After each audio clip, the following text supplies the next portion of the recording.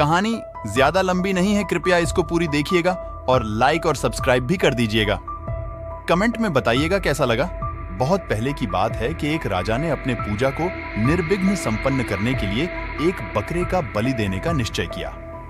उसने सैनिकों को आदेश दिया कि स्वस्थ और तंदुरुस्त बकरे का इंतजाम किया जाए। उसने अपने सेवकों को बकरे को पवित्र नदी में ले जाकर नहलाने और फूलों की माला पहनाने का आदेश दिया। उन्हें शुद्धिकरण अभ्यास के भाग के रूप में बकरी को धोना था। नदी के तट पर अचानक बकरी को नहलाते वक्त बकरी को समझ आ गई कि आज वह निश्चित रूप से मारा जाएगा। उन्हें अपने पिछले जन्मों का कर्मा और पुनर्जन्म के बारे में भी ज्ञात हुआ। उसने महसूस किया कि उसके पिछले बुरे कर्मों का फल अब पूरा होने वाला है। तो वह एक जोरदार बकरी हंसी हंसा। अपनी हंसी के बीच उसे एक और सच्चाई का एहसास हुआ कि उसकी बलि देने से राजा को उसकी अज्ञानता के कारण वही भयानक परिणाम भुगतने पड़ेंगे। तो वह उतनी ही जोर से रोने लगा जितना अभी अभी हंसा था। पवित्र नदी में स्नान करा रहे सेवकों ने पहले हंसने और फिर रोने की आवाज सुनी। वे चकित थे, तो उन्होंने बकरी से पूछा, तू इतनी जोर से क्यों हंसी और फिर उतनी ही जोर से रोई? इसका कारण क्या है? उसने उत्तर दिया, कारण बताता हूं, परंतु वह तुम्हारे स्वामी के सामने होनी चाहिए। चूंकि सब बहुत उत्सुक थे, वे तुरंत बलि के बकरे को राजा के पास ले गए। उन्होंने वह सब बताया जो हुआ था। राजा भी बड़े उत्सुक हुए। उसने आदरपूर्वक बकरी से पूछा, आप इतने जोर से क्यों हंसे और फिर उतने ही जोर से रोए क्यों? बकरी ने अपने पिछले जन्मों को याद करते हुए कहा, बहुत समय पहले मैं भी एक राजा था जो आपकी तरह पवित्र धार्मिक संस्कारों में अच्छी तरह से शिक्षित था।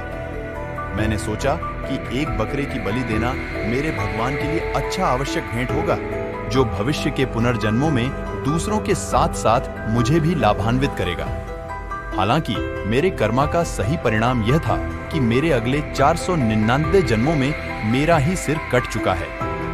बलिदान के लिए तैयार होने के दौरान मुझे एहसास हुआ कि आज मैं निश्चित रूप से 500वीं बार अपना सिर खो दूंगा। तब मैं अंत में अपने बहुत पहले के खराब कर्मा के सभी परिणामों से मुक्त हो जाऊंगा। इस खुशी ने मुझे बेकाबू होकर हंसाया। तब मुझे अचानक एहसास हुआ कि आप उसी अकुशल कार्य को दोहराने वाले थे और अगले 500 जन्मों में आपका सिर कटने के उसी परिणाम के लिए अभिशप्त होंगे।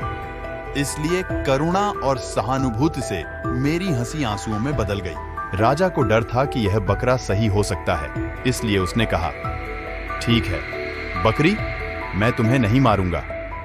बकरे ने उत्तर दिया, आदरणीय महाराज, भले ही आप मुझे मार न दें, मुझे पता है कि आज मैं अपना सिर खो दूंगी और अंत में अपने पिछले बुरे कर्मों के परिणामों से मुक्त हो जाऊंगा। राजा ने कहा, मेरी अच्छी बकरी, डरो मत, मैं सबसे अच्छी सुरक्षा प्रदान करूंगा और व्यक्तिगत रूप से गारंटी देता हूं कि आपको कोई नुकसान नहीं होगा।